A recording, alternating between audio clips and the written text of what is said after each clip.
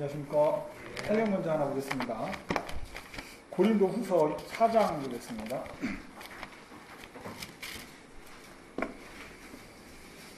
고린도서 4장 6절 한 절만 들어가겠습니다.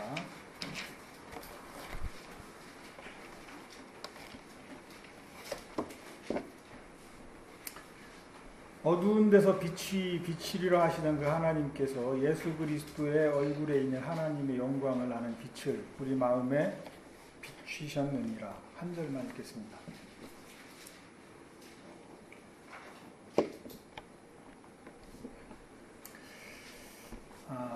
오늘은 말씀으로 교제를 이렇게 하는데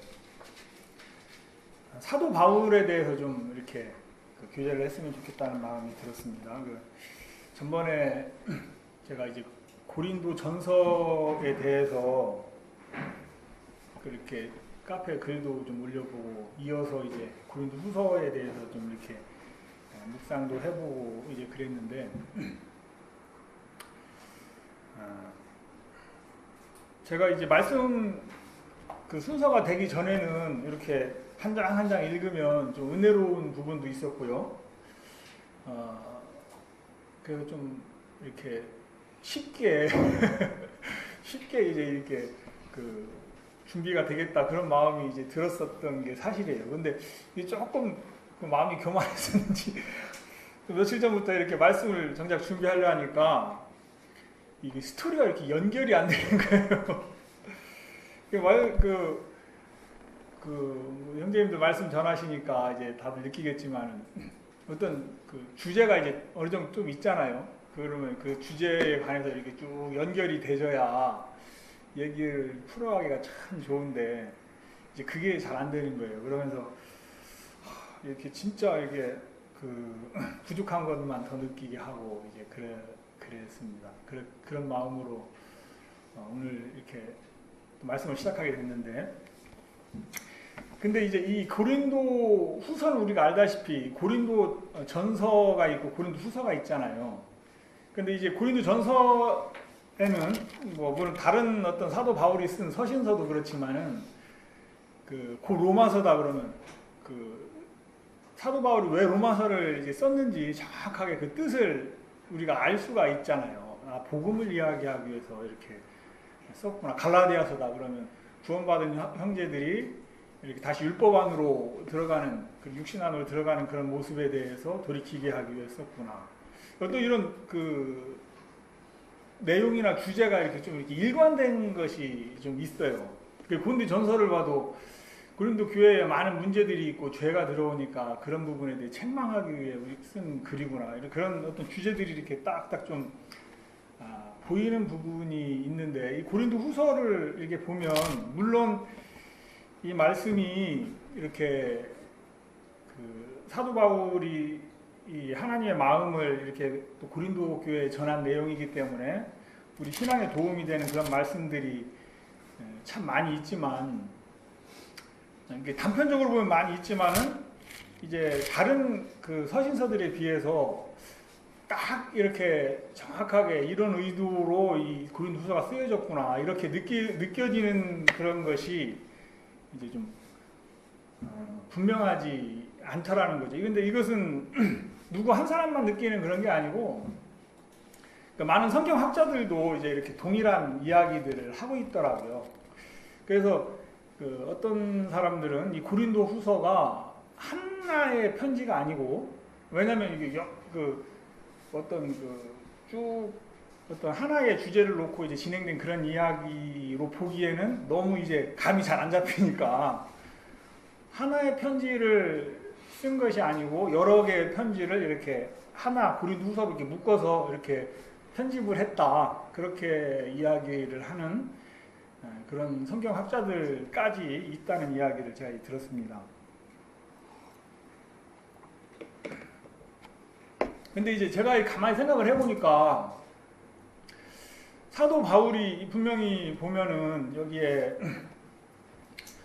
이전에 쓴 그런 편지가 있잖아요. 어떤 사람들은 이전에 쓴 편지를 이제 고린도 전서 하나에 이렇게 국한시켜서 생각을 하는 사람이 있고, 또 사도 바울이 고린도 교회에 편지를 여러 통을 보냈다. 여러 통을 보냈는데 그 하나의 편지, 그러니까 고린도 우리가 지금 대하고 있는 하나의 편지만을 이야기하는 것이 아니고 고린도 전서 이전에 하나 보낸 적이 있고 고린도 전서와 후서 사이에 편지를 이렇게 보낸 적이 있는데 그런 그 편지들을 다 이야기를 하는 것이다. 쉽게 얘기하면 그 고린도서 2장 같은 데 보면 4절에 이제 눈물로 쓴 편지다, 이런 눈물로 이제 편지를 썼다. 그래서 사람들이 눈물로 쓴 편지라고 하는데 이런 부분들이 고린도 전서를 이야기하는 것이 아니고 그 전서와 후서 사이에 그 사도 바울이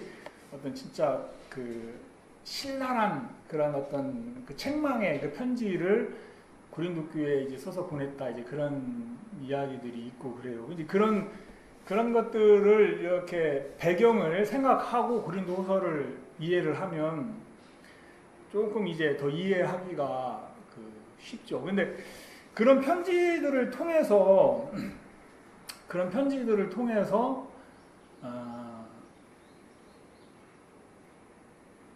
사람들이 사도 바울에 대한 그런 평가가 여러 가지로 갈리게 된 거예요. 어떤 사람들은 물론 그 책망을 그대로 받아들이고 하나님의 말씀으로 받아서 이제 마음을 바꾼 사람들이 있겠지만 사도 바울을 보고 누가 사도 바울을 사도로 삼았느냐 하는 부분에 대해서 많은 이제 그 반대하는 사람들이 생기고 대적하는 사람들이 생기고 이제 그랬죠. 이제 그런 사람들에 대해서 이제 사도 바울이 이 고린도후서 결국에 편지 내용으로 자기 자신이 사도임을 이렇게 주장하는, 뭐 결국에 우리가 그 사도 바울이 자기 자신을 막 어떤 세우기 위해서 그런 이야기를 했다고는 여겨지지 않고 그 이 한 장 한 장 이제 고린도서를 살펴봐도 뭐 그렇게는 이해가 되지진 않는데 어쨌든 자신이 어떤 그 앞선자로서 형제들을 이끌고 가르치고 또 권면할 때 그 하나님의 마음을 전하는 하나님의 일꾼이라는 그런 것이 이제 그들 마음에 분명히 서지지 않으면 그 힘이 없잖아요. 자신의 말이. 그러니까 이제 그런 것을 걱정하면서 이제 사도 바울이 이렇게 쭉 그 고린도 후서를 썼다는 내용으로 이렇게 보여졌습니다. 그러니까 고린도 후서는 사도 바울이 자신의 사도성을 증명하기 위해서 이렇게 써내려간 글이다. 그렇게 먼저 이해를 하시면서 이걸 참 보시면 좋겠고요. 전체적으로 고린도 후서를 이렇게 보면 먼저 1장을 보면은 모든 이제 편지가 그렇듯이 이제 인사말을 하죠. 인사말을 하면서 고린도 교회 방문을 연기한 부분에 대한 이야기를 하고 이제 2장에서부터 3장, 4장, 5장, 6장까지의 그런 사도 바울의 어조가 이렇게 좀 느껴지는 부분이 있어요. 그리고 7장, 8장, 9장에서 또 약간 좀 이렇게 지금까지 해온 내용과는 다른 그런 또 어조로 이야기를 하는 것 같은 그런 분위기가 있고 10장, 11장은 또 이제 분위기가 좀 약간 달라지고 이제 그런 것들을 좀 느낄 수 있는데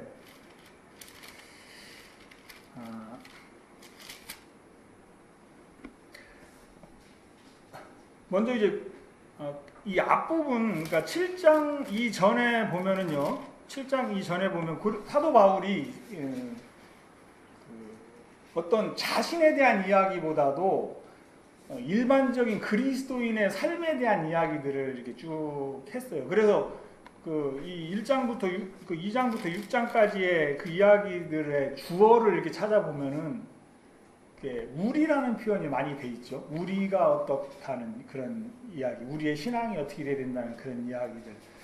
우리라고 하는 그런 주어로 시작하는 문장들이 참 많아요. 그러니까 자기의 얘기를 했다기보다 우리가 어떻게 하나님 앞에서 신앙생활을 해야 되며 우리가 어떠한 직분을 하나님으로부터 받은 사람들이며 이제 우리가 어떤 마음을 가져야 되며 이런 우리에 대한 이야기들을 하는 거예요. 그러면서 다시 이제 10장, 11장 부분에 대해서 거기서부터는 이제 내가라고 이제 또 강하게 이야기를 하는 거죠. 그러니까 전체적인 흐름을 보면 먼저 그 결론을 얘기하고 나니까 얘기가 잘 풀리더라고. 전체적인 흐름을 보면 사도 바울이 내가 하나님의 일을 하는 하나님의 일꾼인데 사도인데 그게 이제 뭐 특별한 사람이기 때문에 사도 바울이 이제 하나님의 일꾼이라는 이야기가 아니고 우리는 다 그런 하나님으로부터 직분을 받은 하나님의 일꾼들이다. 그래서 나도 이렇게 그 일을 위해서 고난을 당했고 이렇게 하나님의 마음으로 일을 했고 어떠한 큰 사도들보다 조금도 부족함이 없는 그런 사도라는 그런 이야기를 고린도 후서를 통해서 자신에 대해 대적하고 있는 고린도 교회를 향해서 이야기를 하고 있는 모습을 봅니다. 이게 전체적인 그 계율을 잠깐 말씀드렸고요. 이제 그러면서 이제 좀 한 장 한 장 좀 자세하게 이렇게 말씀을 찾아보도록 하겠습니다. 이게 제가 처음 쓰는 것 같은데 약간 마이크 높이가 좀 그렇죠.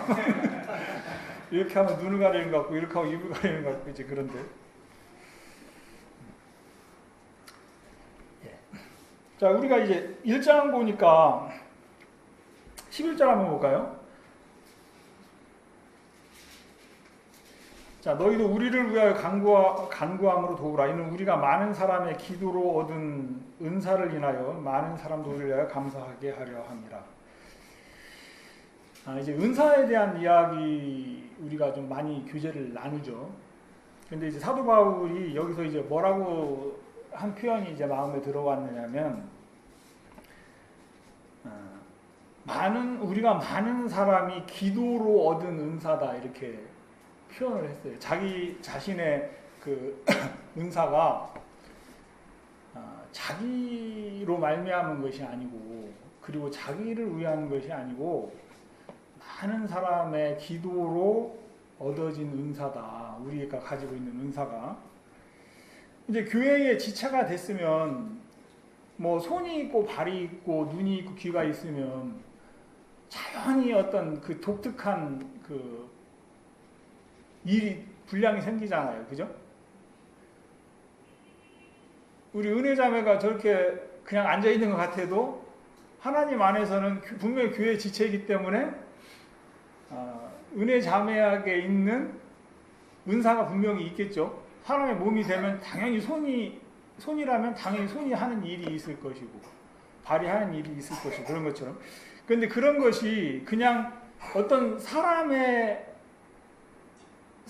말미암아 이렇게 된 것이 아니고 분명히 사도 바울은 뭐냐면 많은 사람이 교회가 기도를 통해서 그 은사를 얻었다는 거죠. 우리가 이제 이런 부분은 진짜 기감을 삼아야 되지 않겠나 이제 그런 좀 마음이 들고 우리가 진짜 우리 교회에 그런 은사를 위해서 진짜 뭐 다 같이 기도해야 되는구나. 그런 마음이 좀 이렇게 들었어요. 그냥 복음 열심히 전하다 보면 그런 거 잘하는 사람도 이런 거 은사 있는 사람도 오고 이런 거 은사 있는 사람도 오고 그런 게 아니고 이런 은사가 우리 교회에 정말 필요한데 복음 전하는 은사가 필요하고 또 섬기는 은사가 필요한데 우리가 그 은사를 위해서 기도해야 되는구나 이런 마음이 이렇게 들었습니다. 사도 바울은 그 고린도전서 1장에서 보면은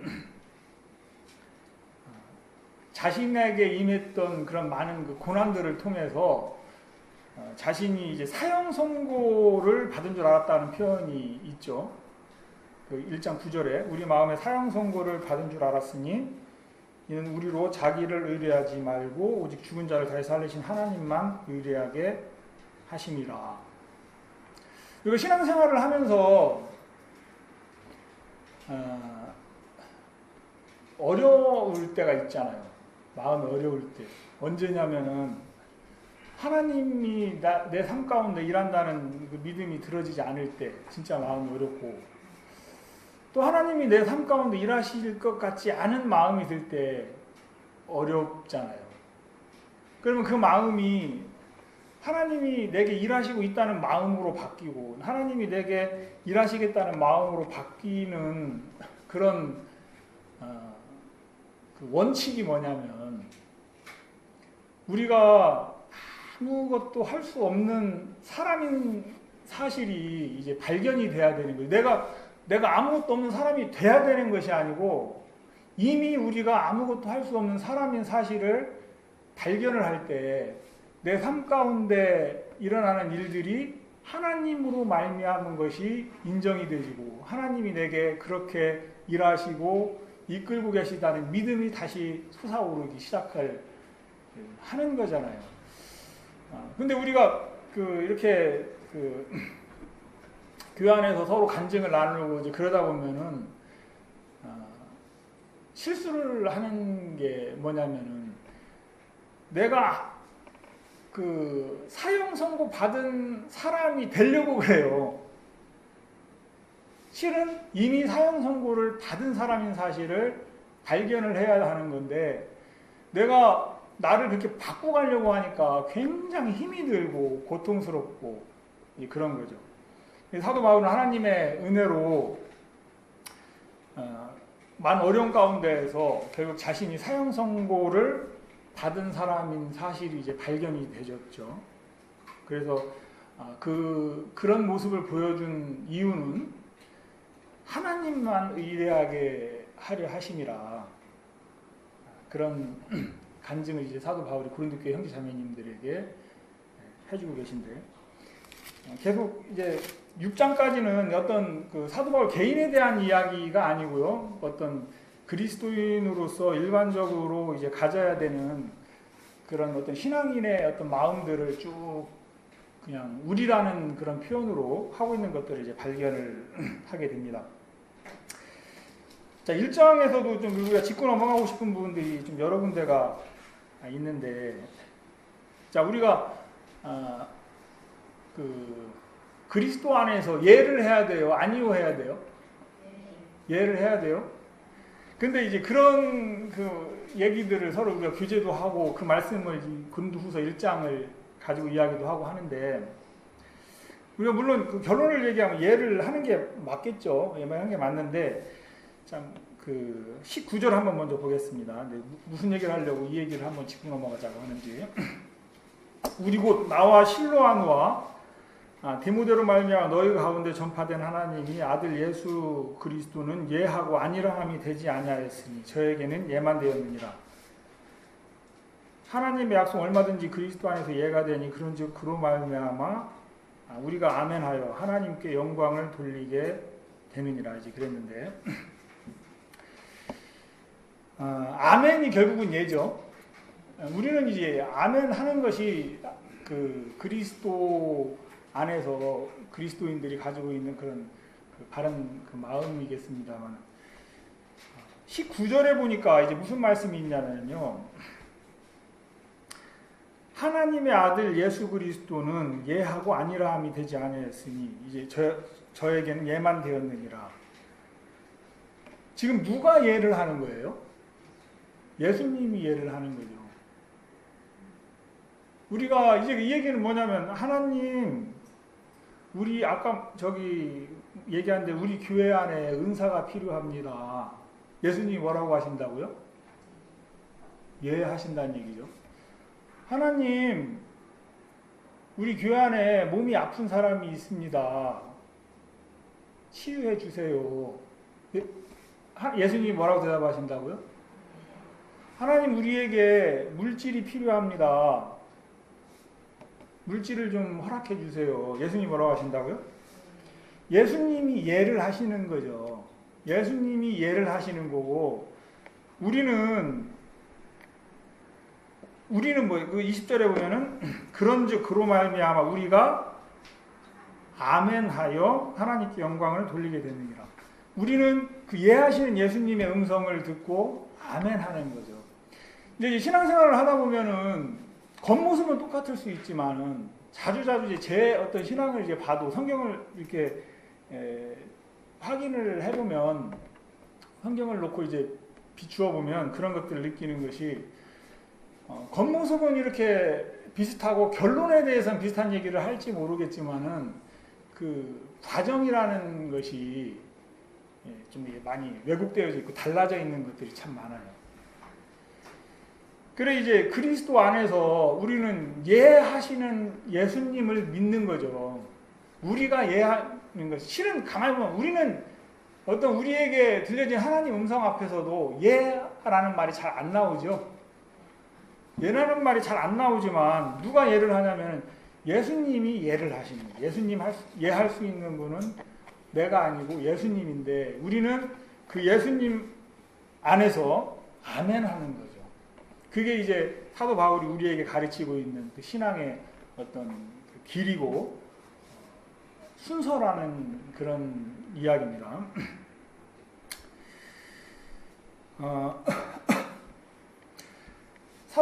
고린도후서 2장으로 넘어가면서 사도 바울이 이제 그 슬슬 자기가 이 글을 편지를 시작하는 이유들을 이렇게 쭉 본격적으로 좀씩 이야기를 해 가는데,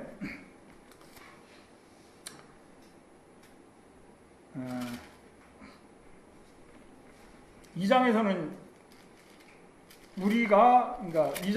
우리가 그리스도의 향기다. 14절에 2장 14절 우리는 구원 얻은 자들에게나 망하는 자들에게나 하나님 앞에서 그리스도의 향기니 이제 그랬죠. 누가 그리스도의 향기냐면은 우리가 여기 자기가 내가 그리스도의 향기다. 나를 통해서 그리스도의 향기가 나타난다. 이런 얘기를 사도 바울이 안 하고 이제 우리를 통해서 그리스도의 향기가 나타난다고 이야기를 하고 있는 거죠. 이 부분은 결국은 어떻게 보면 그 우리라는 것 중에 자기도 포함이 되죠. 근데 이제 이 표현을 우리라고 했느냐, 나라고 했느냐는 굉장히 좀 차이가 있다고 생각을 해요. 우리가 어떤 신앙생활을 하면서. 3장에도 보면 6절 바로 옆인데 15절 옆에 6절 있죠. 3장 6절. 저가 또 우리로 새 언약의 일꾼 되기에 만족해 하셨으니, 그러니까 하나님이 누구를 언약의 일꾼 되게 하는 것을 만족해 하셨냐면은 사도 바울 자신이 아니고 누구라고 표현했냐면 우리라고 이제 표현이 돼 있잖아요. 우리다. 그러니까 계속 그 6장까지는 그 주어가 우리라고 이제 표현이 돼 있어요. 우리라고. 4장으로 넘어가도 4장에서도 보면 계속해서 우리라고 이제 표현이 되어 있는데 4장 5절에 우리를 전파하는 것이 아니라 오직 그리스도 예수의 주 되신 것과 또 예수를 위하여 우리가 너희의 종된 것을 전파함이라. 우리가 이제 우리의 위치죠. 우리 어떤 개인의 이야기를 하는 것이 아니고 우리의 위치.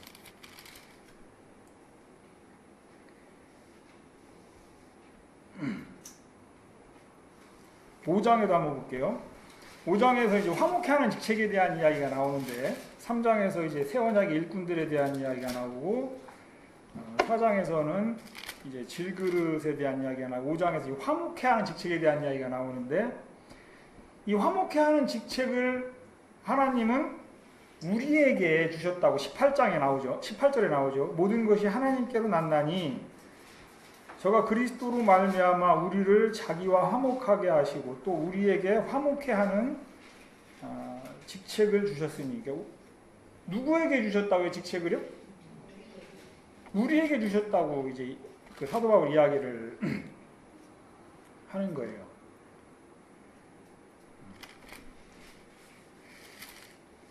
자, 이런 어떤 그 부분이 사실은 개인적으로는 저 개인적인 그런 그 생각인지 모르겠습니다만 굉장히 중요하게 받아들여졌어요.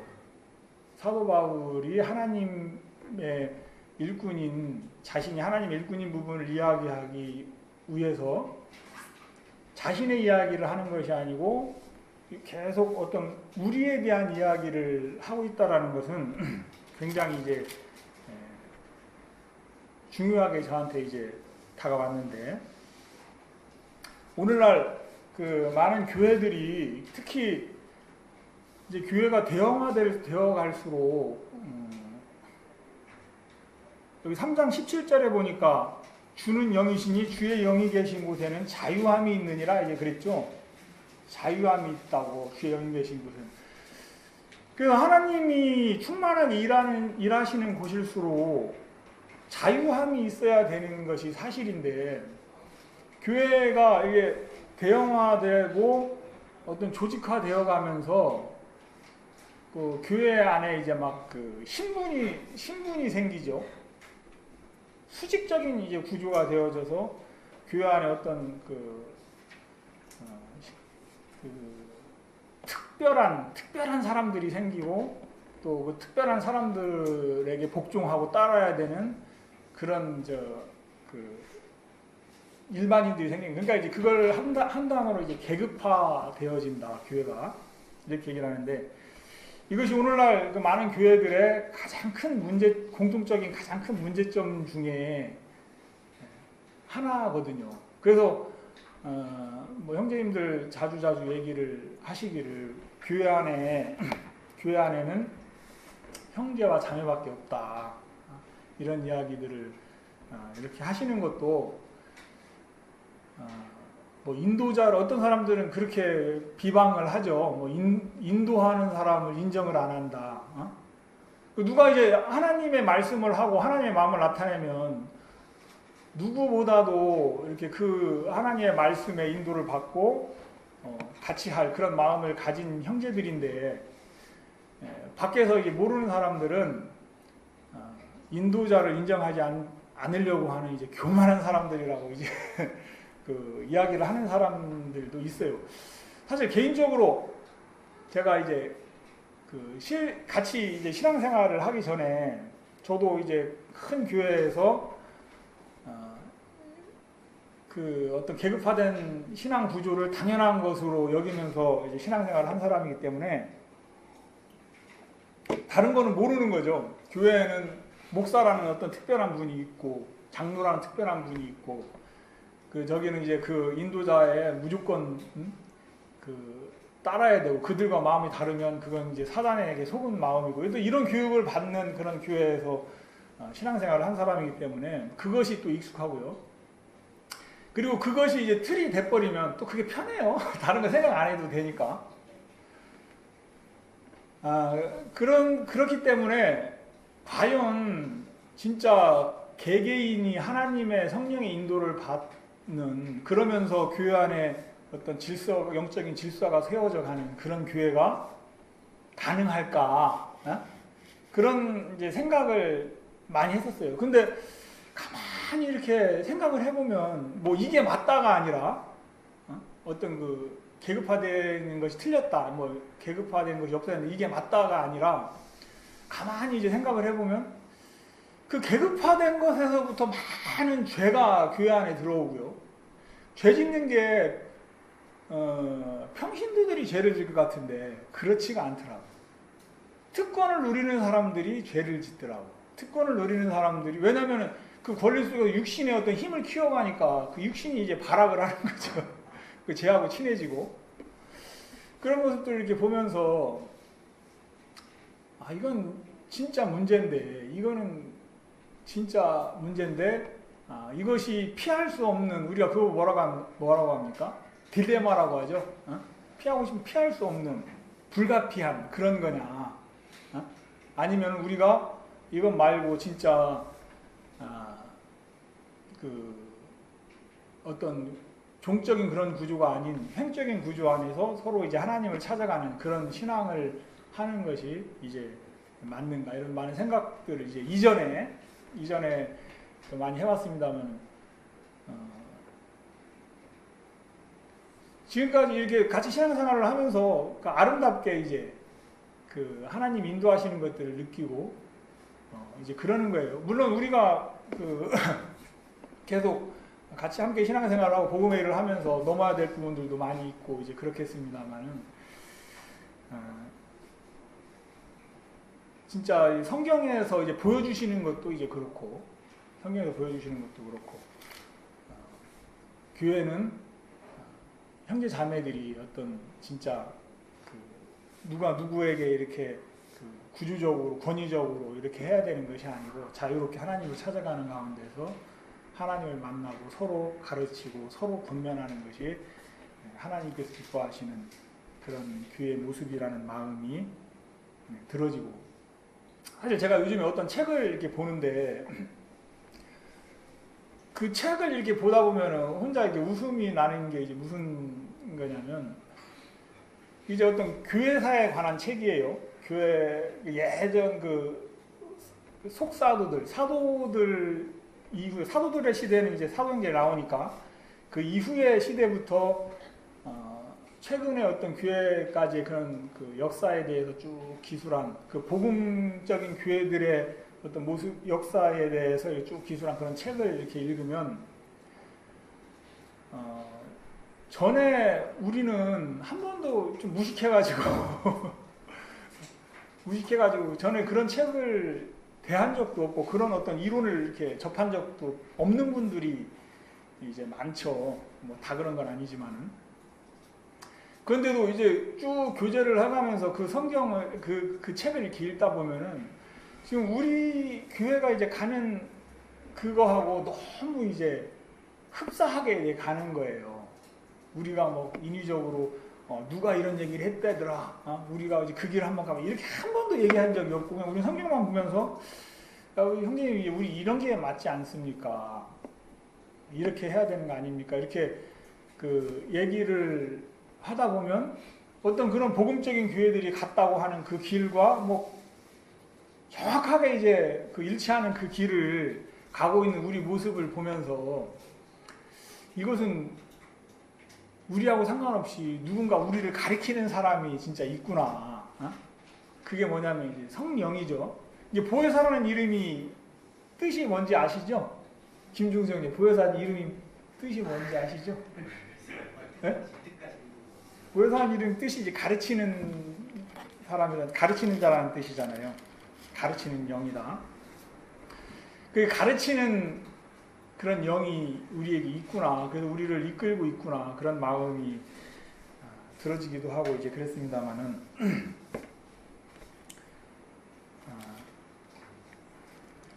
사도 바울이 먼저 자기를 드러내려고 하지 않고 우리를 계속 이야기를 하는 거예요. 우리를.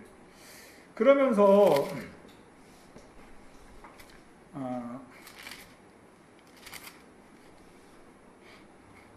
한번 보면은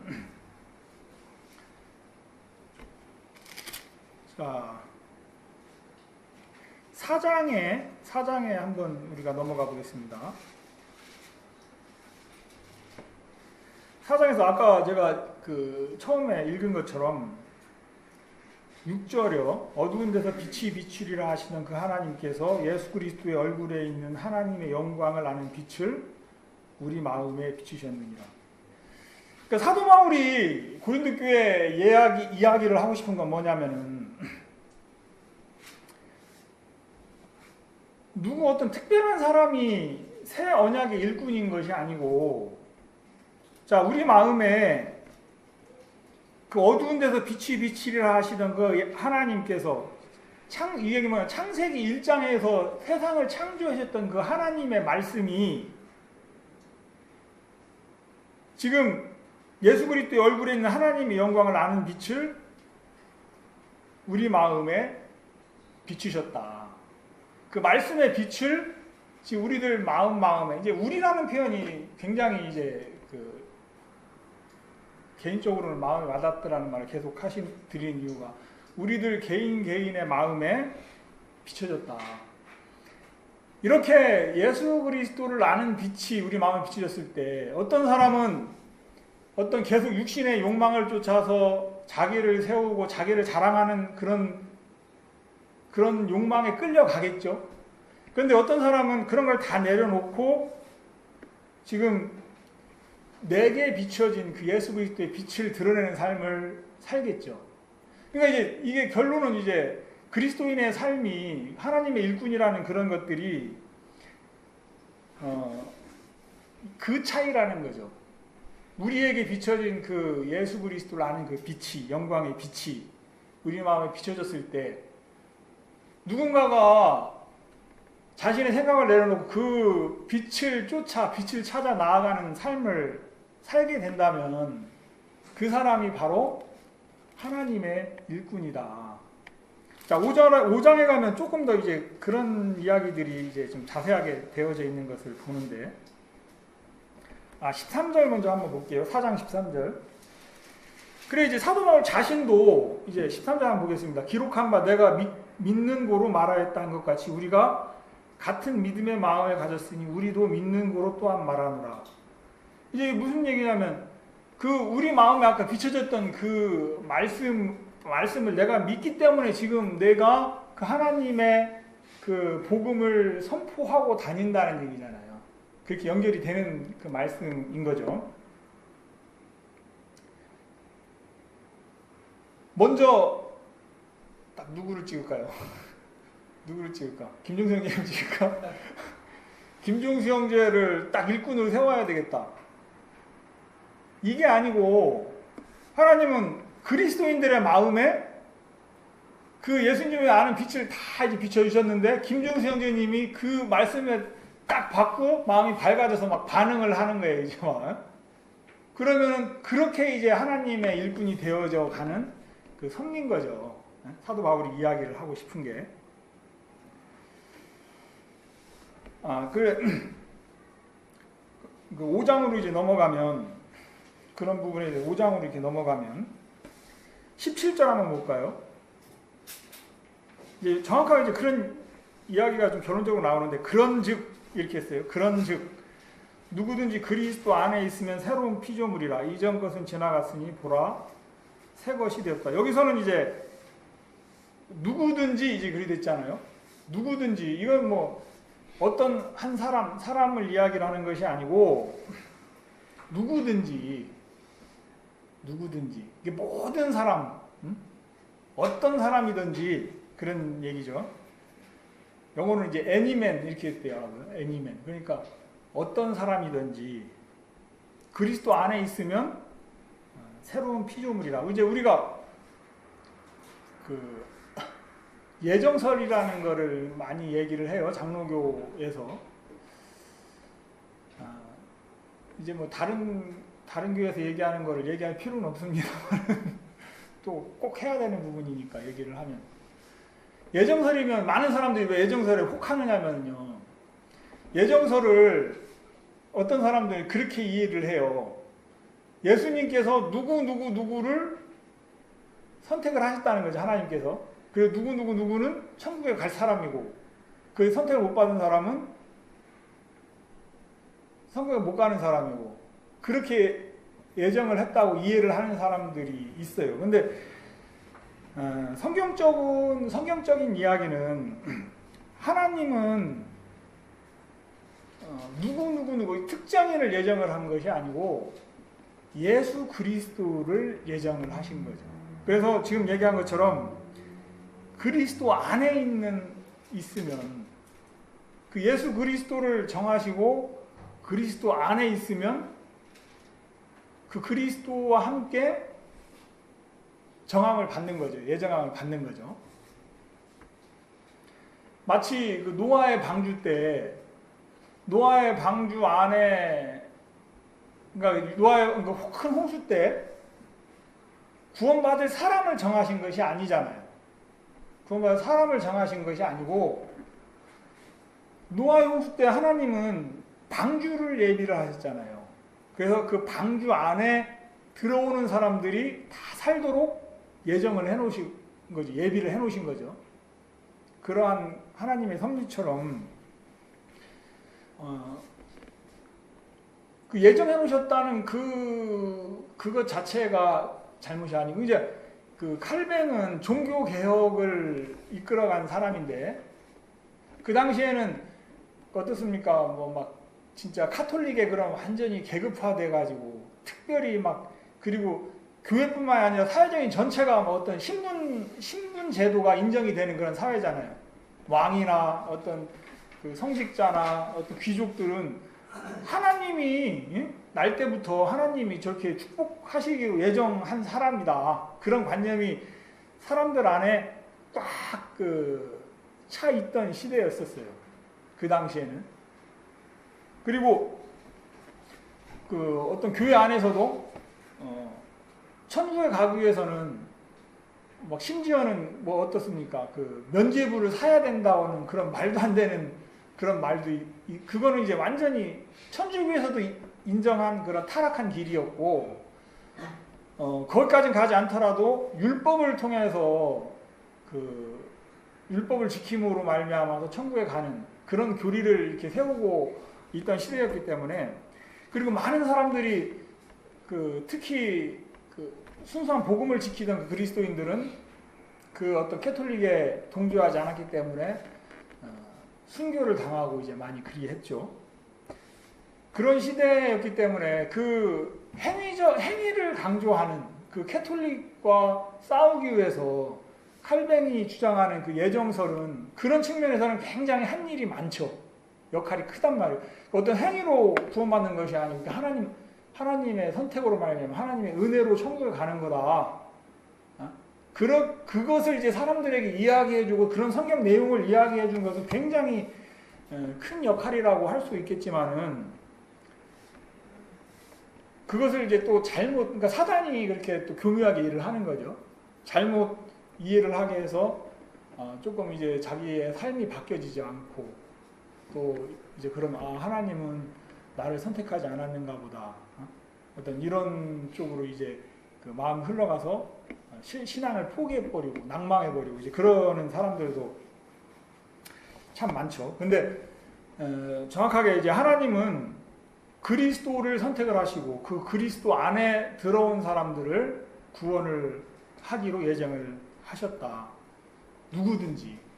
그리고 누구든지 그 말씀을 믿는 사람, 그리고 그 말씀이 마음에서 일을 하는 사람, 그래서 그 말씀의 인도를 받는 사람이 바로 18절에 얘기하는 것처럼 한번 보겠습니다. 모든 것이 하나님께로 났나니 저가 그리스도로 말미암아 우리를 자기와 화목하게 하시고 또 우리에게 화목해 하는 직책을 주셨다. 이렇게 얘기를 하고 있죠.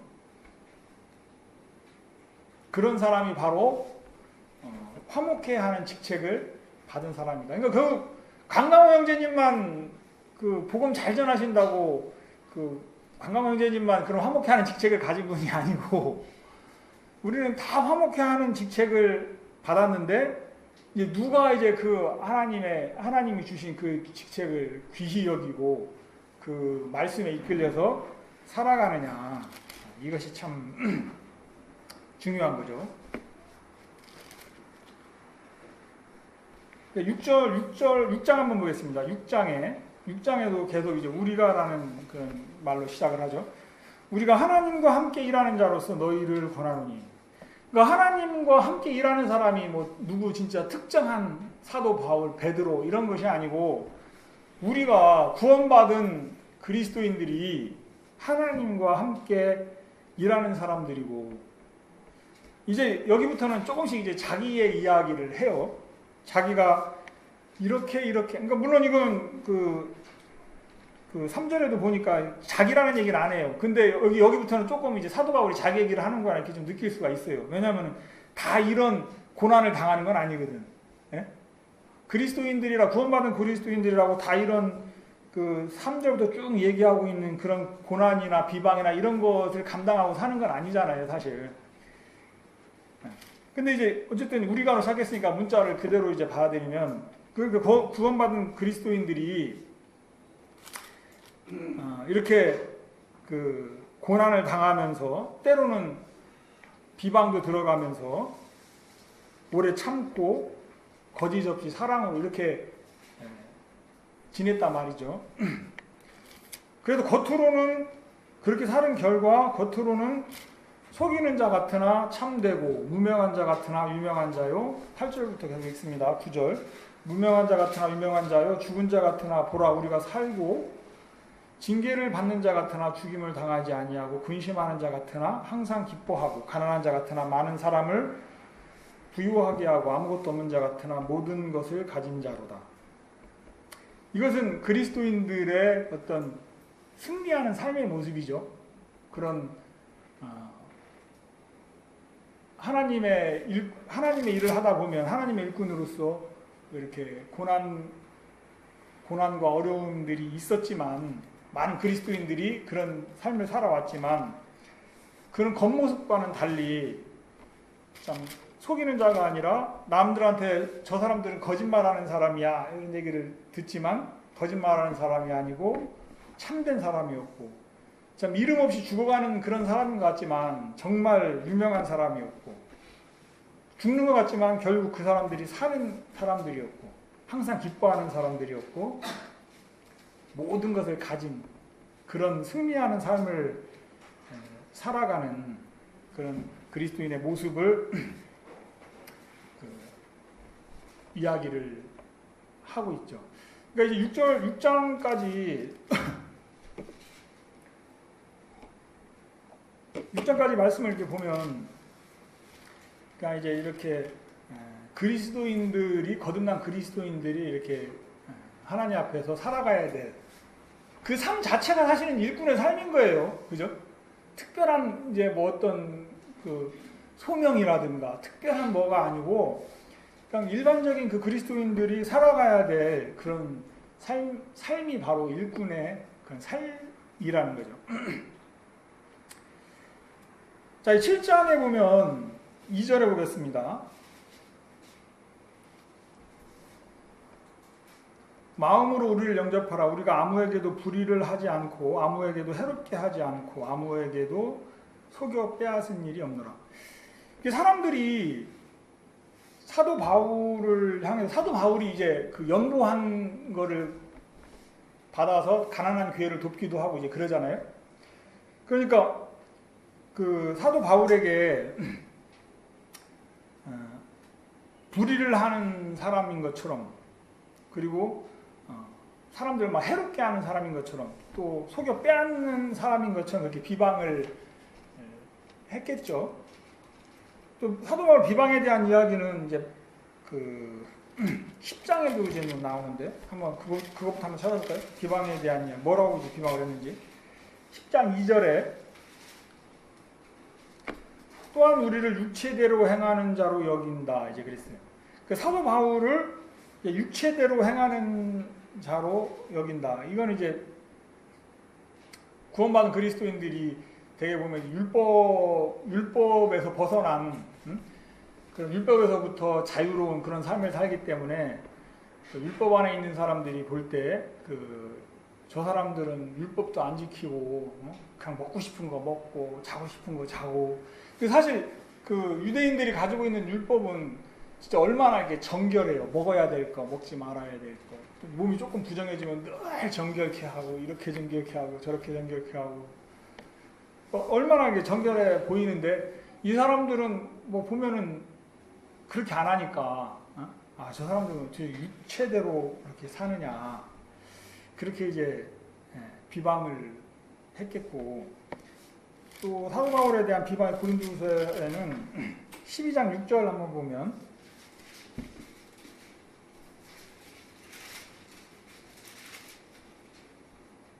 16절입니다. 어떤 이의 말이 내가 너희에게 짐을 지우지는 아니었을지라도 공교한 자가 되어 괴계로 너희를 쳐야 했다 하니.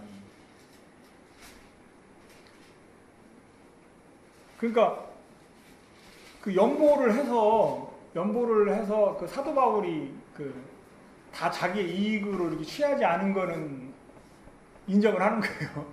인정을 하는데, 그리고 이제 사도 바울이 형제자매들에게 이제 막 짐이 되지 않기 위해서 많은 노력을 하죠.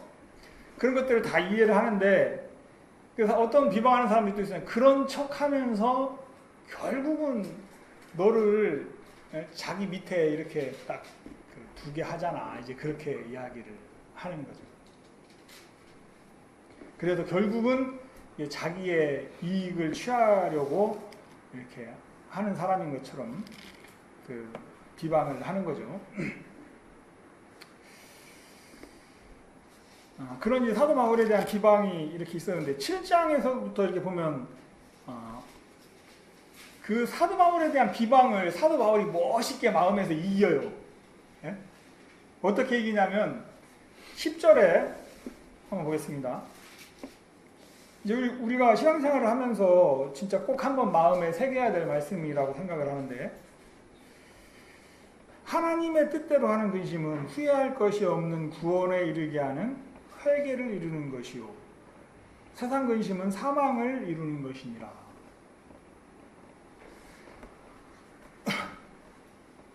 자신에게 하나님의 일을 한다고 하는데 진짜 많은 고난도 당하고 어려움도 당하면서 하는데, 막 조문 형제님 아까 그 많은 어려움을 당하긴 얘기하는데 옆에서 누가 막 그런 얘기 해봐봐요.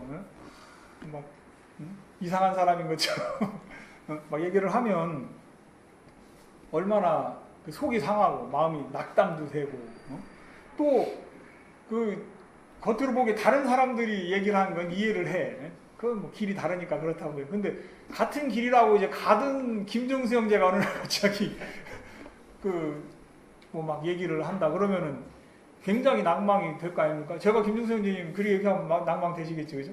굉장히 뭐. 근데 사도 바울이 하나님의 뜻대로 하는 근심은 후회할 것이 없는 구원에 이르게 하는 회개를 이루는 것이다. 그런 형제들이 나를 근심하게 했는데 그 근심은 나를 또 다른 어떤 더 큰 육신으로부터 나를 벗어나게 해주고 내 어떤 욕망으로부터 나를 벗어나게 해주는 그런 회개를 이루게 하더라. 아까 이제 1장에서 얘기한 것처럼 사도 바울에게 있었던 많은 그런 고난들이 마치 진짜 내가 사형 선고를 받은, 하나님 앞에 내 사형 선고를 받았고 하나님이 나를 죽이기로 작정하셨구나. 그러니까 이렇게까지 어려움을 주시지. 그렇게까지 마음을 얘기하기가 쉬운 거지. 이게 얼마나 마음이 어렵겠어요. 나를 하나님이 죽이시려고 하는구나. 근데 그때 거기서 벗어날 수 없는 자기 모습, 거기에 대해서 아무것도 할 수 없는 자기 모습을 보면서 내가 하나님만 의뢰하게 되기를 바라셔서 하나님이 나를 이렇게 인도하시는구나. 그런 하나님의 마음과 만나서 사도 바울이 그 하나님의 일들을 계속할 수 있었던 것처럼, 그것도 이제 하나의 구원이죠. 자기의 어떤 그 마음의 어려움에서 벗어나는, 건짐을 받는 그런 구원인데, 정말 이러한 그 비방들이, 사도 바울에 대한 그런 비방들이 자신에게 후회할 것이 없는 구원에 이르게 하는 회개를 이루는 것이다. 그러니까 우리 그리스도인들이 정말 하나님 안에서 하나님의 뜻대로 하는 근심을 통해 이런 구원을 맛보고 또 하나님을 더 깊이 사귀고 이런 것들이 정말 이렇게 필요하겠죠.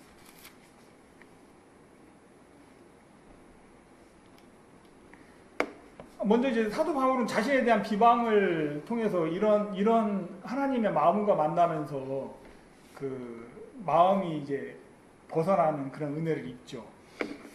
그러면서 사도 바울이 연보에 대한 이야기를 이렇게 하는데, 저 개인적으로는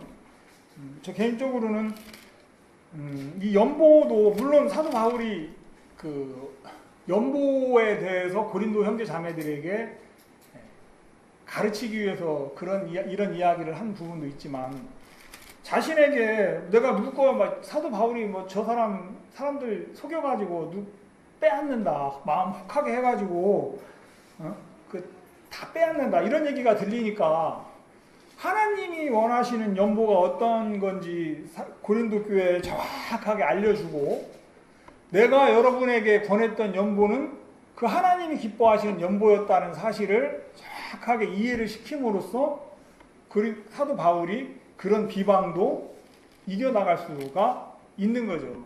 그냥 요즘에 그런 사람들 많잖아요. 어떤 자기의 위치를 가지고, 그리고 나는 복음을 위해 살았다는 그런 자기 주장 하나만 가지고 모든 비방을 막 다 눌러버리고 다 무시해버리는 사람들이 참 많은데, 사도 바울은 그렇게 하지 않고 진짜 그 형제들에게 자기가 사도 바울이 뭐 남의 것을 뺏는 사람인 것처럼 그렇게 사람들이 오해를 하면, 분명히 그 다음에 사도 바울도 얘기하지만은 지금 저들의 마음에 저런 마음을 넣는 것이 그 사람들이 아니고 지금 사단이, 예?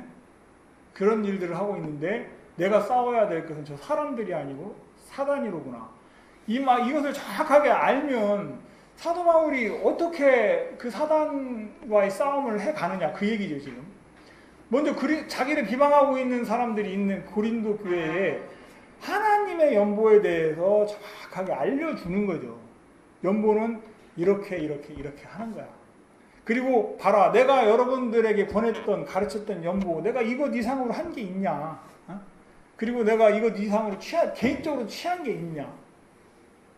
자, 이것이 이제 하나님의 사람이 그 일을 처리해 나갔던 그런 방법이 되겠죠. 자, 먼저 그러면 연보에 대해서 또 나왔으니까 잠깐 얘기를 하지 않을 수는 없는데,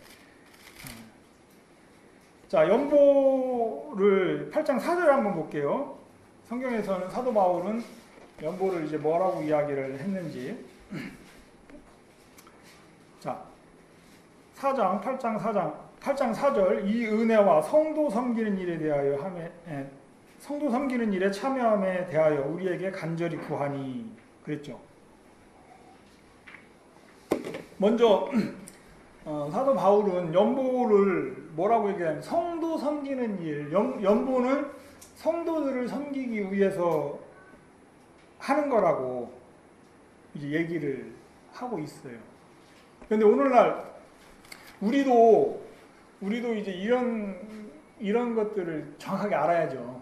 그래야 우리 교회가 진짜 이런 물질들이 정확하게 성경적으로 하나님이 기뻐하시는 일에 쓰여지고 있는지 이렇게 분별할 수 있는 그런 이제 정확한 지식과 능력이 이제 갖춰지게 되기를 바라는데, 먼저 성경은 연보는 이제 성도 섬기는 일이라고 이제 이야기를 하고 있어요. 여기만 이야기를 하는 게 아니고, 한 번 더 볼게요. 9장 1절에 성도 섬기는 일에 대하여 내가 너희에게 쓸 필요가 없나니, 여기 9장 1절도 역시 성도 섬기는 일이라고 연보를 이렇게 표현을 하고 있죠. 그러니까 성경에 나와 있지 않은 연보를 만약에 해야 될 일이 생긴다.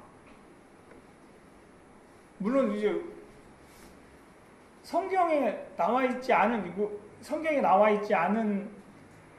그런 일들 성경을 찾아봐도 이게 맞는지 틀리는지 그게 잘 모르겠는 일이 있을 때가 있죠. 그죠? 그런 일들이 실제 문제로 만날 때가 있다고. 그때는 어떻게 해야 되냐면은 어떻게 해야 될까요?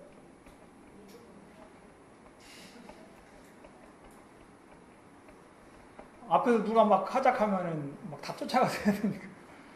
그리고 제가 여기서 뭐 딱 결론을 내릴 입장은 아닌 것 같고, 우리가 굉장히 신중하게 해야 된다는 거죠.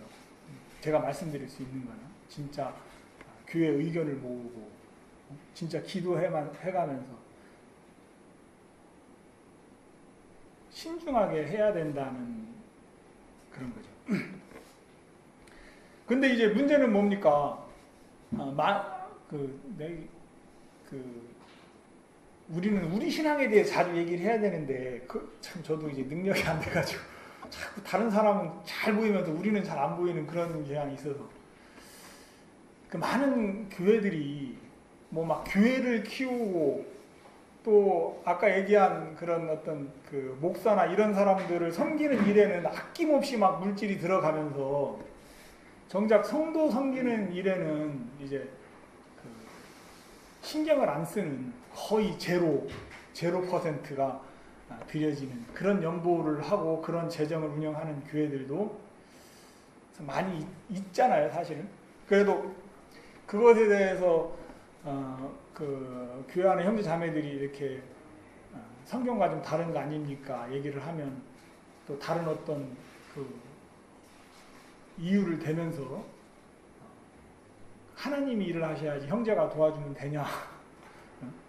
근데 왜 다른 거는 다 교회의 일이 하나님의 일이라고 하면서 그거 도와주는 거는 교회의 일이 하나님의 일이 안 될까 모르겠어요. 이제 그렇게 이제 그 재정을 운영을 하는 교회들도 많이 있죠.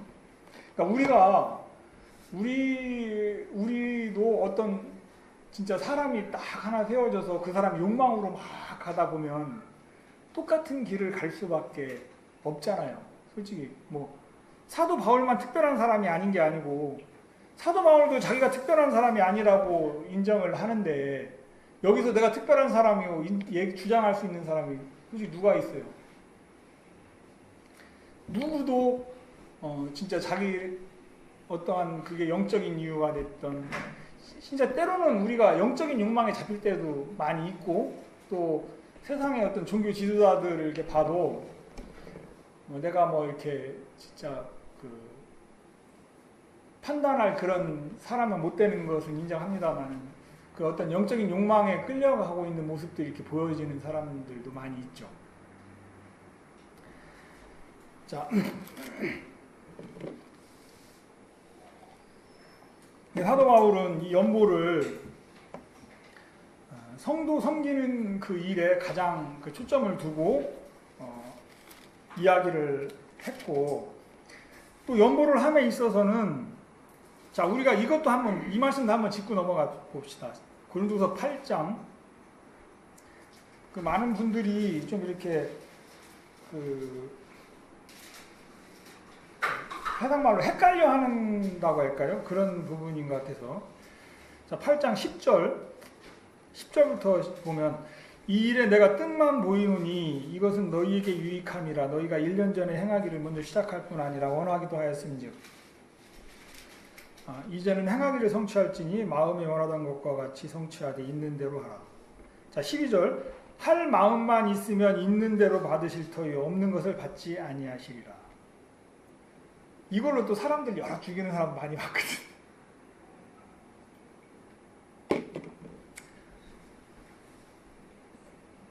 교회에 물질이 필요해요.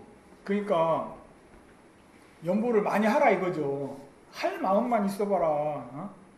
하나님이 다 주지. 네가 마음이 없으니까 네가 마음이 없으니까 저기 못 받지. 그 연보 못하지. 응? 이 말씀 12절 이 말씀을 그렇게 이제 그 이야기를 하죠. 그 이야기를 하는 사람들이 있죠. 근데 이 이야기는 이제 무슨 뜻인가 같이 한번 살펴봅시다. 제 개인적인 오해인지 어쩐지 모르겠으니까 같이 한번 살펴봅시다. 자, 9절에 보면 우리 주 예수 그리스도의 은혜를 너희가 알거니와 부유하신 자로서 너희를 위하여 가난하게 되심은 그의 가난함을 인하여 너희로 부유케 하게 하심이니라. 예수 그리스도는 고귀한 분이셨지만 그리고 부유한 분이셨지만 성도들을 그 백성들 자신에게 맡겨진 백성들을 부유하게 하기 위해 자기를 비우셨죠. 예? 그렇죠? 그런데 10절에 보면 사도 바울이 이 일에 대해 내가 뜻만 보인다. 이 얘기는 뭐냐면 자기도 그 예수 그리스도께서 그렇게 하신 것처럼 사도 바울은 굉장히 이제 명문 집안 아들이었잖아요. 그리고 굉장히 많이 배운 사람이고. 그러니까 이 일에 대해 내가 뜻만 보인다. 자기도 자기를 비우고 스스로 그 천막 짚는 그런 일을 해가면서 성도들을 섬겼잖아요. 자기는 그런 것들을 약간 자기가 뜻만 보인다. 왜냐하면 이것이 너희에게 유익하다. 그리고 너희가 1년 전에 행하기를 먼저 시작할 뿐 아니라 원하기도 하였으니. 그러니까 1년 전부터 고린도 교회에 그런 마음들이 조금씩 있었다는 거죠. 그렇게 자기들의 어떤 자기들을 조금 비워서 더 힘든 그런 사람들을 섬기고 그런 교회를 섬기고 싶어하는 그런 분위기들이 조금씩 있었다는 거죠. 이제는 행하기를 성취할지니 마음에 원하던 것까지 성취하되 있는 대로 하라. 자, 1년이 지났으니까 1년 동안 그 해왔으니까 이제는 너희들이 하고자 했던 만큼 그만큼 이제 하라는 얘기죠. 근데 어떻게 하냐면은 있는 대로 하란 말이에요. 있는 것만큼 하란 얘기예요. 그죠? 자, 할 마음만 있으면 있는 대로 받으실 때 이거 누가 받는 거예요?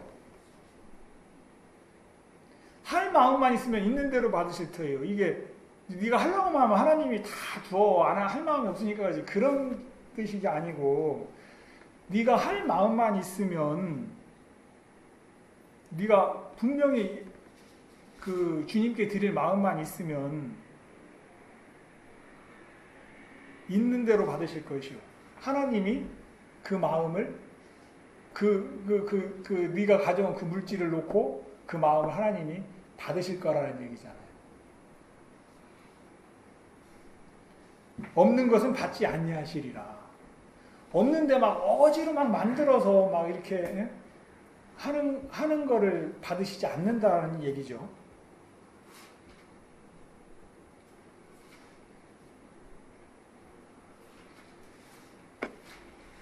근데 이제 이런 부분에도 좀 도가 넘은 그런 그 길로 인도하는 연보를 가르치고 인도하는 그런 부분들이 좀 많이 있어서 오히려 그리스도의 덕을 세우고 이제 그러는 것이 아니고 결국에 보면 나중에 이제 많은 그 문제가 되고 이제 그런 것들도 많죠. 하나님의 일꾼으로 막 힘있게 복음의 일을 하다가 그 망하는 사람들을 이렇게 보면 하나가 공통적인 게 하나가 이 물질에 대한 문제, 물질에 대해서 그 성경적으로 깨끗하지 못했을 때 물질이 그 빌미가 돼서 넘어지는 사람들. 또 하나가 뭡니까? 어떤 그 성적인 부분이 깨끗하지 못해서 넘어지는 그런 부분들. 그러니까 이제 사도 바울은 여기에서 이제 물질에 대한 그런 부분에 정말 어떻게 보면은 좀 결벽주의자다 싶을 수도 있어요. 그죠? 물질에 대한 부분에 정확하게 이렇게 가르치고 자신이 그 하나님이 내게 가르치신 그대로 연보를 하게 한 부분에 이제 고린도 교회에 납득을 시키는 거죠. 자, 5절도 한번 볼게요. 이제 9장 5절도 한번 볼게요.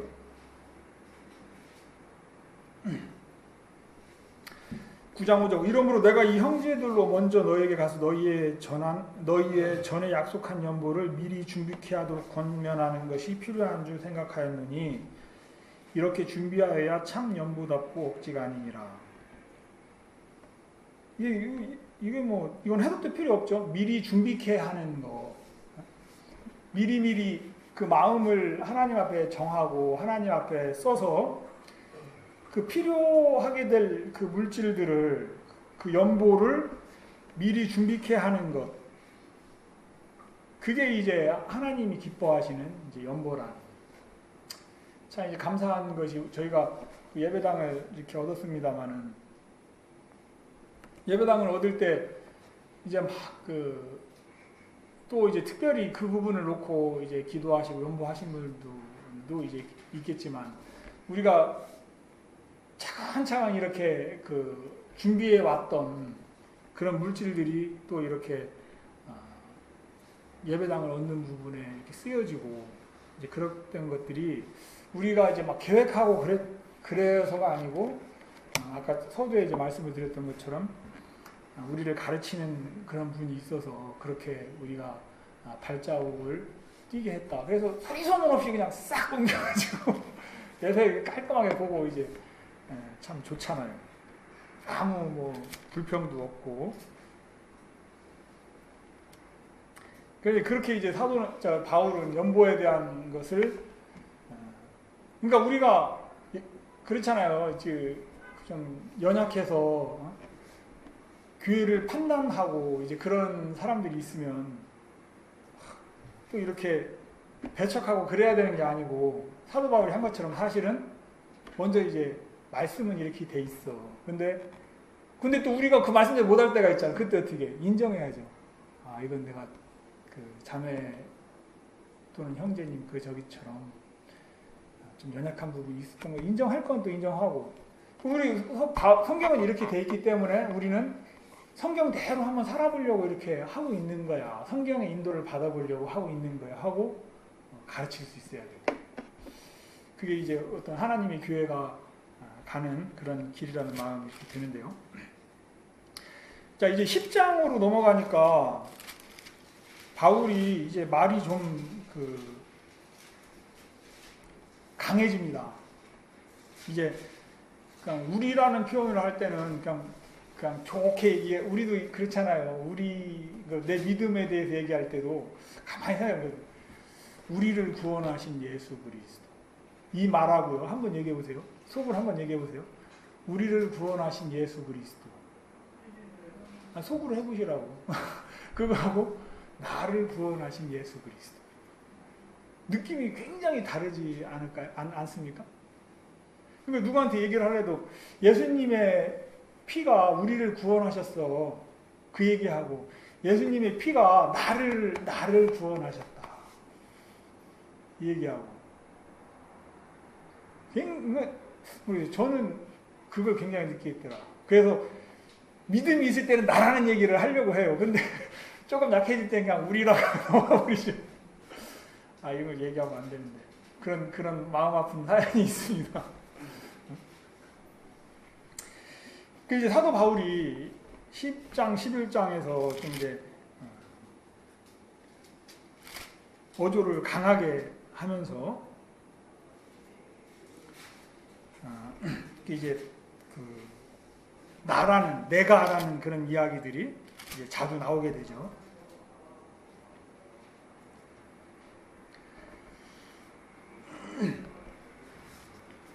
자, 4절 한번 볼게요. 11장 4절. 우리의 싸우는 경기는 육체에 속한 것이 아니 오직 하나님 앞에서 견고한 진을 파하는 강력이라. 모든 이론을 파하며 하나님 아는 것을 대적하여 높아진 것을 다 파하고 모든 생각을 사로잡아 그리스도에게 복종하니. 자, 우리는 사람과 싸우는 것이 아니고 또 육체로 싸우는 것도 아니죠. 우리의 싸움은 사단과의 싸움이고 또 하나님이 싸워주셔야 되는 거예요.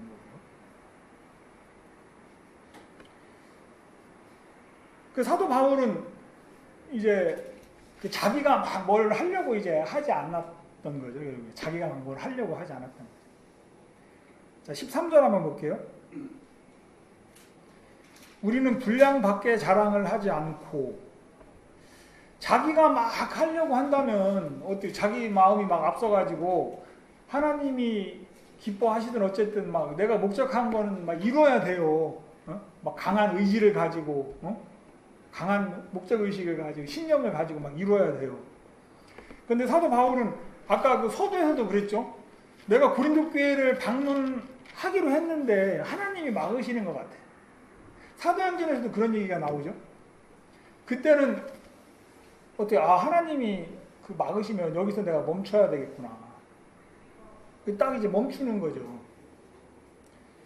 그래서 사도 바울은 분량 밖에 자랑을 하지 않는다. 하나님이 내게 허락하신 그 분량만큼 내가 이 복음의 일들을 감당해야 되겠다. 그리고 또 이제 이 이야기 속에는 무슨 뜻도 있냐면, 우리는 분량밖에 자랑하지 않고, 이 이야기는 무슨 뜻도 있냐면 남이 한 거를 가지고 내가 한 것처럼 그렇게 삼지도 않았다는 얘기죠. 남이 한 것을 가지고 내가 한 것처럼. 진짜 공개적으로 얘기할 내용은 아닌 것 같습니다. 남이 한 건데 다 자기가 한 것처럼 얘기하는 분을 내가 하나 알아요. 근데 이제 모를 때는 저분이 자기가 했으니까 이제 저런 얘기 하겠구나 그랬는데, 나중에 보니까 그게 이제 자기 얘기가 아니고 남의 얘기를 다 자기 얘기처럼 그 얘기를 한 것을 알게 되니까 마음에서 굉장히 이제 배신감도 막 배가가 되고요. 왜냐하면 믿었던 사람인 것만큼 이제 실망감도 큰 거죠. 배신감도 큰 거죠. 사도 바울은 그렇게 하지 않았더라. 분량 밖에 자랑을 하지 않았고 14절도 한번 계속 볼까요? 우리가 너희에게 미치지 못할 자로서 스스로 지나쳐 나아간 것이 아니요 그리스도의 복음으로 너희에게 이른 것이라. 우리는 남의 수고를 가지고 분량 밖에 자랑하는 것이 아니라, 여기 나오죠. 남의 수고를 가지고 분량 밖에 자랑하는 것이 아니라 오직 너희 믿음이 더할수록 우리의 한계를 따라 너희 가운데서 더욱 위대하여지기를 바라노라. 이는 남의 한계 안에 예비한 것으로 자랑하지 아니하고 너희 지경을 넘어 복음을 전하려 합니다. 근데 우리 분량 밖의 것을 자랑하고 싶어하는 마음이 생기면 어떻게 될까요? 우리 마음에 막 시기하는 마음도 생길 테고, 그죠? 그렇잖아요. 남에게 욕심난다는 얘기인데 분량 밖의 것을 자랑하고 싶다는 얘기. 나는 저 같은 경우는 누구 보면 말씀도 저렇게 잘 전하는데 나도 저렇게 막 달변으로 저렇게 얘기 좀 해봤으면 좋겠고, 그런 거부터 시작해가지고 수도 없이 많겠죠. 그죠?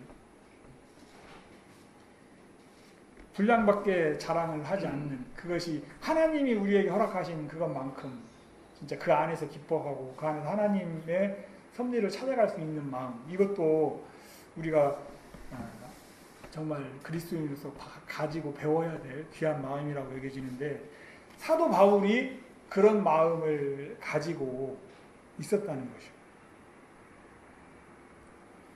자,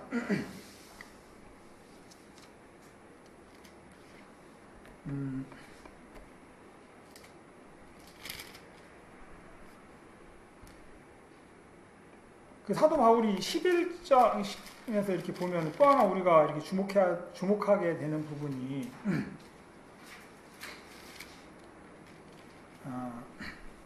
11장 30절 한번 보면, 내가 부득불 자랑할진대 나의 약한 것을 자랑하리라 이야기하고, 12장 5절에도 보면 내가 이런 사람을 위하여 자랑하겠으나 나를 위하여는 약한 것 외에는 자랑하지 아니하리라. 그 앞에 4장에서도 보면 질그릇이라고 이제 표현을 한 부분이 있죠. 질그릇의 보배를 가졌다. 그러니까 사도 바울은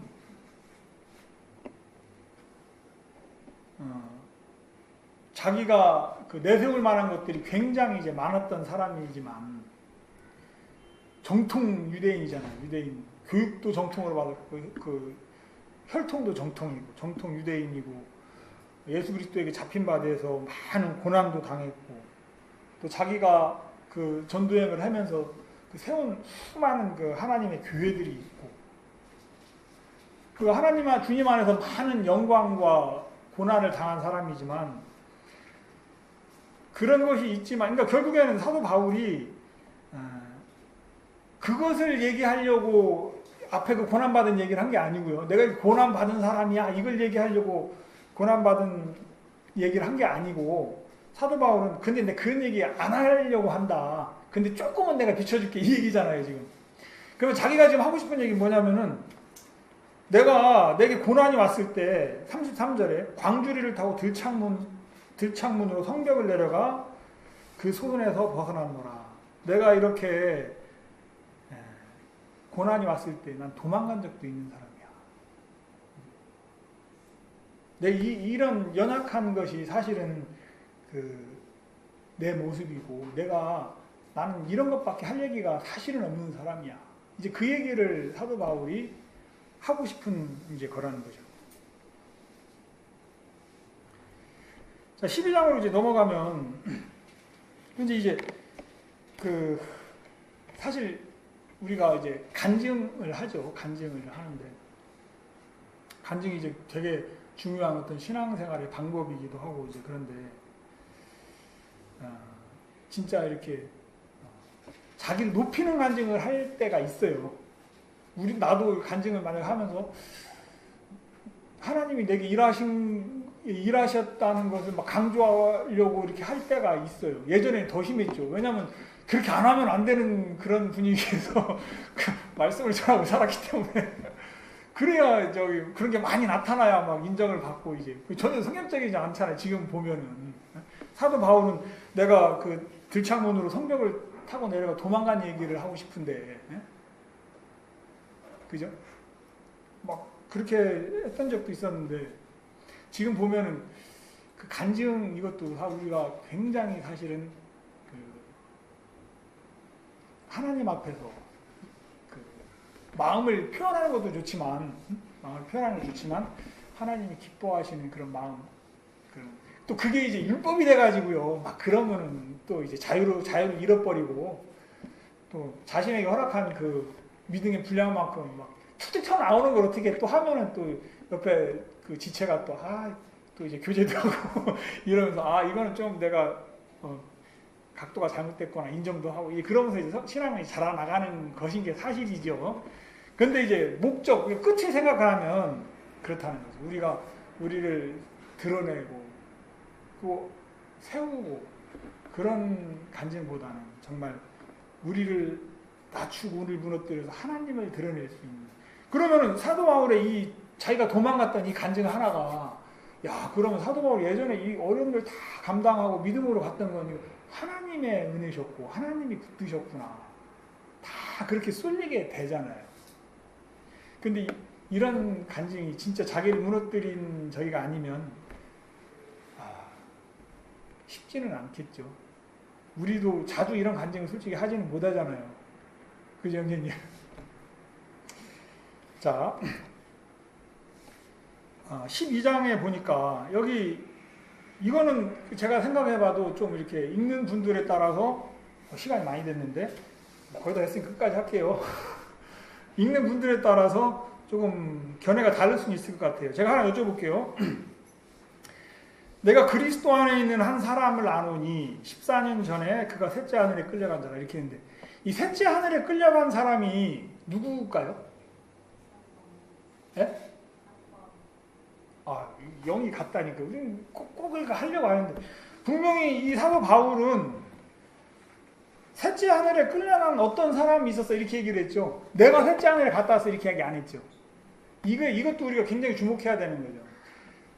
만약에 바울이 내가 셋째 하늘에 갔다 온 적이 이렇게 얘기하면 이거 분명히 누가 봐도 하나님이 저한테 뭐 보여줬다고 또 자기 세우는 거죠. 그렇게 치면 그렇게 사도 바울이 그런 마음으로 하나님의 일을 했다면 하나님이 그렇게 쓰지를 못했겠죠.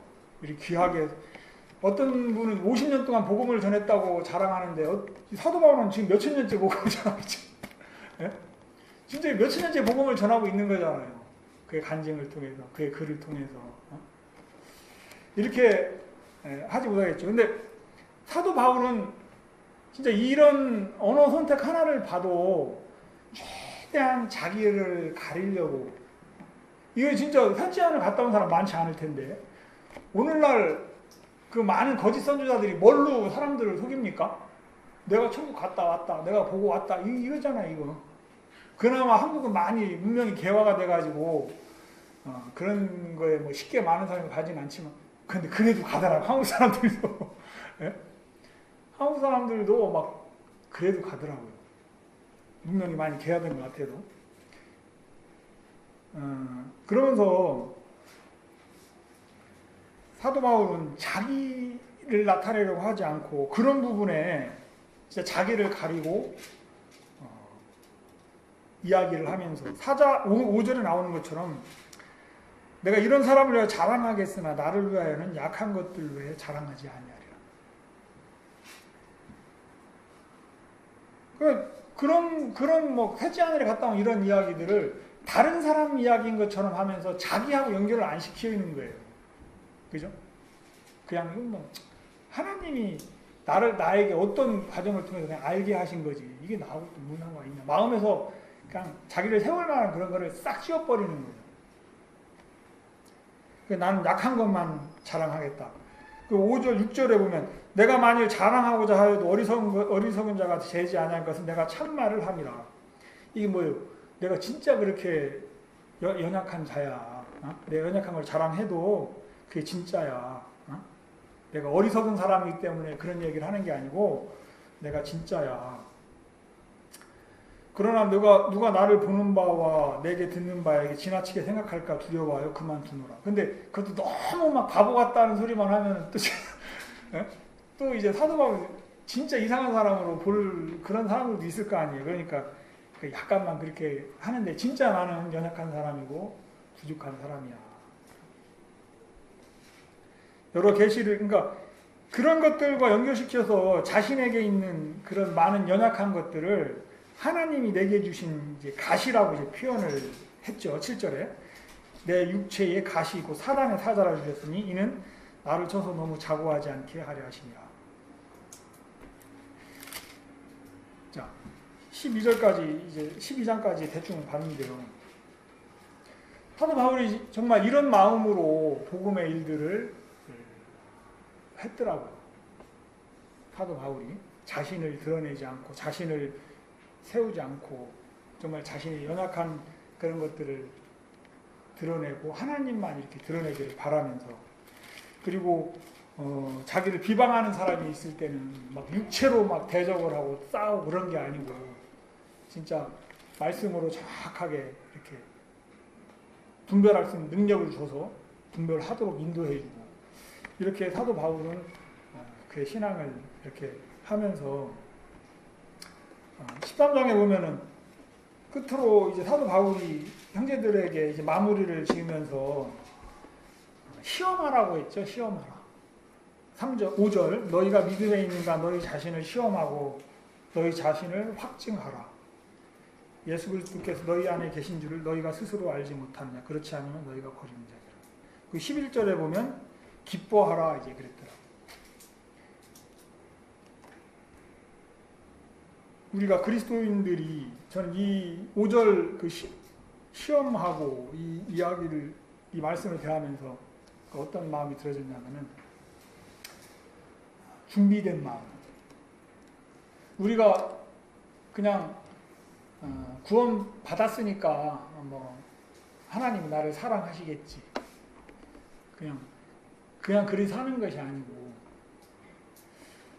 준비되어진 마음이 없으면은 또 믿음을 경험할 수가 없겠구나. 준비된 마음이라는 건 뭐냐면 작게는 우리가 예배를 한번 오더라도 기도를 준비를 할 수도 있는 찬송을 준비를 할 수도 있는 이제 그 형제님들 오늘 전화 걸어서 오늘 형제님 그 기도 좀 하세요 이렇게 안 하잖아요. 근데 사실 안 하는 게 좋은 게 그래야 다 준비하는데 문제는 뭐냐면 다 준비 안 하고 있다가 어떻게 이렇게 기도하게 되면 이게 그래 문제인 거죠.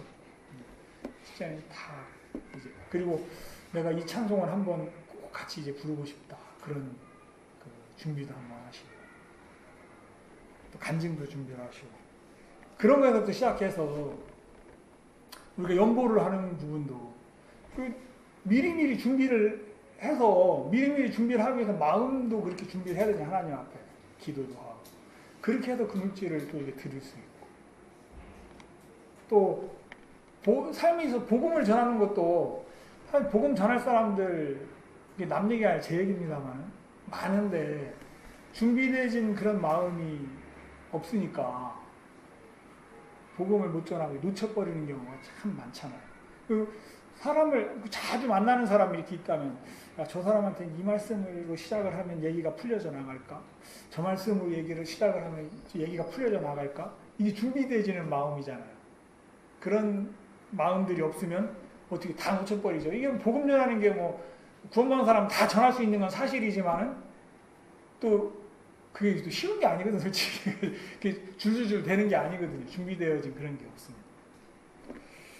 자, 그리고 우리가 11절 말씀하시는 것처럼 그런 자, 하나님 앞에서 기뻐함으로 끝낼 수 있는 그런 삶이 되시기를 바라고 고린도후서 말씀을 통해서 우리가 이것은 사도 바울은 결국 자신의 어떤 사도성을 그 고린도 교회에 이야기하고자 그 고린도후서를 썼습니다만은 그리고 제가 그 성경을 이렇게 보면서 그거에 초점을 맞춰서 이렇게 쭉 그 성경을 좀 봤기 때문에요. 여러분들이 다르게 이렇게 이해가 되시는 부분도 있을 수 있어요. 그것도 이제 뭐 하나님 허락하신 부분이고 이제 그렇습니다만 어떤 사도이기 때문에 특별한 그런 이야기를 사실은 한 게 아니고 하나님이 그리스도인들의 마음에 비춰주는 신앙생활의 모습을 비춰줬는데 사도 바울이 그것에 따라서 인도를 받은 거죠. 그래서 그 하나님의 일에 동참할 수 있었던 거죠. 서울교회 행자매님들 한 분 한 분 다 그런 은혜를 입어서 귀한 하나님의 일꾼으로 살아가시게 되기를 바라는 마음이 있습니다. 기도 한번 하시겠습니다.